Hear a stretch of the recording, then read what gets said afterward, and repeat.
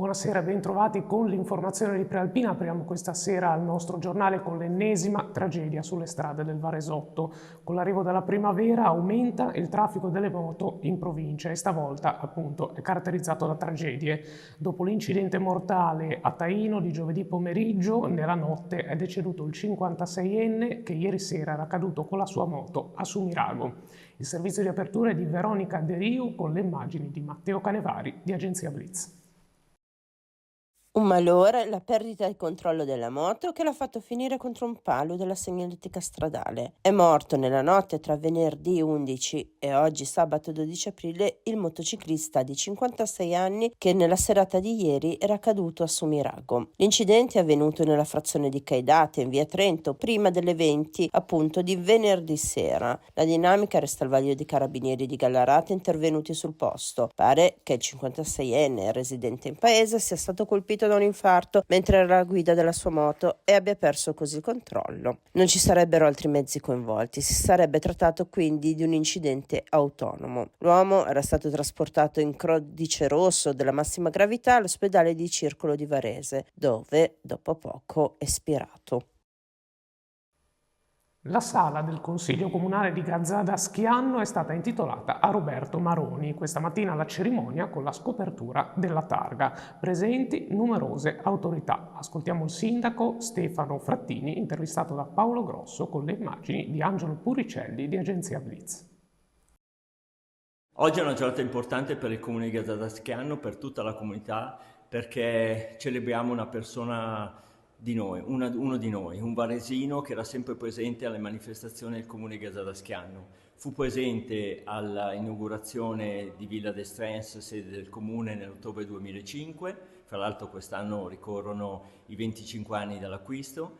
Fu presente successivamente negli anni per il battesimo civico e poi in tutte le manifestazioni che venivano organizzate anche dal punto di vista diciamo delle parrocchie, perché siamo nella stessa comunità pastorale. E poi l'inaugurazione della nuova piazza Garibaldi nel 2016. Ci fa piacere che ci siano tante autorità, il Presidente della Regione Lombardia, il Prefetto, consiglieri comunali di Varese, ovviamente la famiglia che penso vivrà un momento di grande emozione. Busto Arsizio scende in piazza contro il bullismo. Corteo ieri per le strade cittadine dopo gli episodi di violenza che hanno coinvolto i giovanissimi. C'erano per noi Veronica De Rio e Domenico Ghiotto di Agenzia Blitz. 200 persone si sono raggruppate da Piazza del Mercato in una camminata di solidarietà silenziosa verso il centro cittadino in Piazza San Giovanni e hanno firmato un protocollo stilato appunto dall'amministrazione comunale in cui c'è l'impegno della comunità di Busto Arsizio nella prevenzione del disagio giovanile. Sono 10 punti, si sono impegnate associazioni, parrocchie, soprattutto le comunità di giovani, associazioni sportive, praticamente tutte, dalla protezione civile alla Croce Rossa. L'appello delle madri è di non restare insensibili. Ci sono anche le forze dell'ordine che sono impegnate in prima linea e anche con l'associazione Lampi Blu, ma soprattutto l'appello delle madri deve arrivare alle scuole che non restino insensibili. Infatti purtroppo oggi sono le grandi assenti questo pomeriggio. Primavera è donna. Questo pomeriggio in Salone Estense l'incontro organizzato da Confesercenti e Andos Varese. Al centro dell'evento il tema della sensibilizzazione sulla prevenzione e la salute. Vediamo il servizio con le immagini di Angelo Puricelli di Agenzia Blitz. Le storie delle donne e la sensibilizzazione sulla prevenzione e sulla salute al centro dell'evento Primavera e Donna, un tè a palazzo, organizzato nel Salone Estense da Impresa Donna Confesercenti, Confesercenti Regionale Lombardia e Andos Varese, l'Associazione Nazionale Donne Operate al Seno.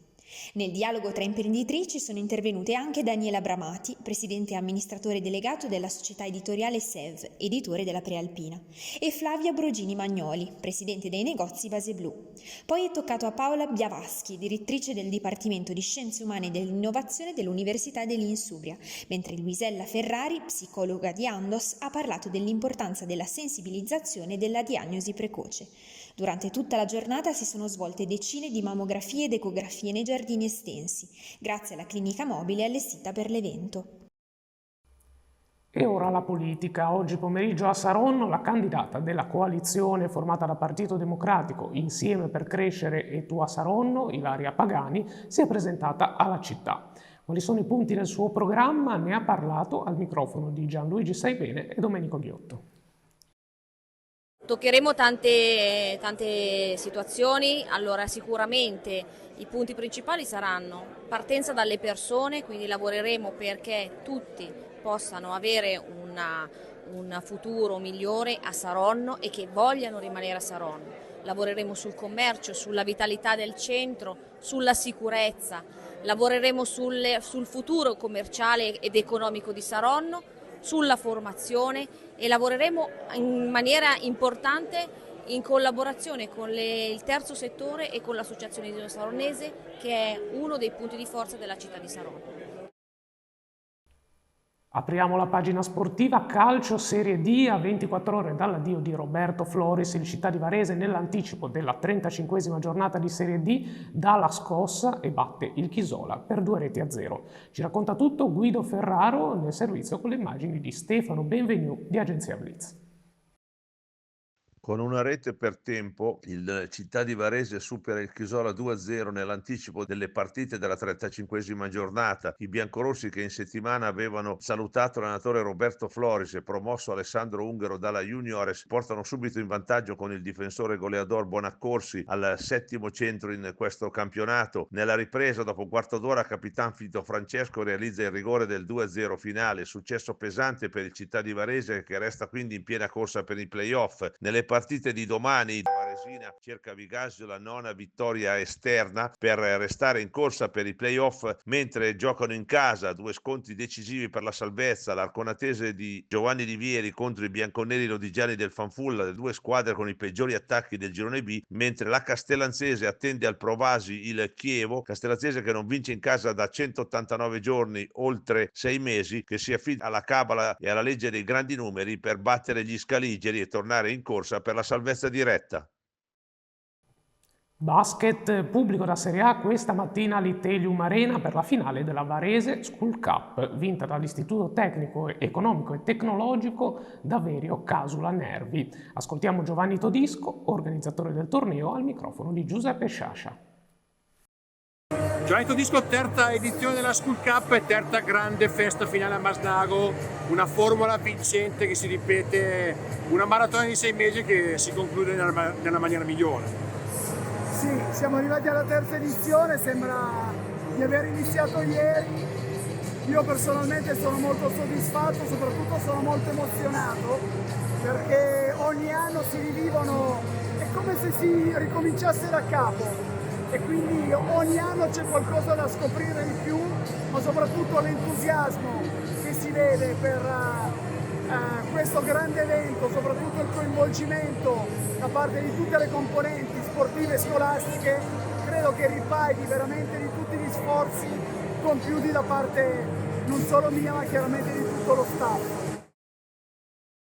Tanti temi che potrete trovare anche domani, domenica, sulla Prealpina, in edicola e anche in edizione digitale. Parola al collega Marco Raimondi per qualche anticipazione. Grazie Fabio. Sulla Prealpina di domani torniamo sulla vertenza Beco. Dopo il sì dei lavoratori, lunedì sarà il giorno della firma dell'accordo. Elisa Polveroni analizza la situazione con il contributo del deputato di Fratelli d'Italia Andrea Mascaretti, che invita a guardare subito avanti. Poi Norberto Furlani ci porta a Sesto Calende per le polemiche dopo la frase shock del leghista Marco Colombo, che in Consiglio Comunale ha parlato di scimmie di tutte le etnie che starebbero arrivando sul territorio di Sesto.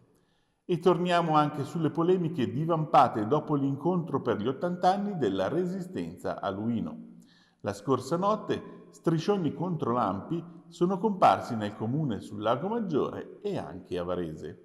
Per gli spettacoli Diego Pisati ha intervistato Ilenia Lazzarin, attrice bustocca di 25 anni che interpreta Viola Bruni nella più longeva delle soap italiane, Un posto al sole. Ricche anche le pagine sportive. Tra i temi principali risultati e approfondimenti sulla trasferta dell'Open Job Metis a Napoli, la Palla 2 alle 20, e della Propatria in campo in questi minuti a Vercelli. Infine lo speciale salute e la pagina del terzo settore dedicata ai progetti di Varese Alzheimer. E per questa sera è tutto, l'appuntamento con l'informazione di Prealpina torna come sempre domani e a voi tutti l'augurio di una buona serata.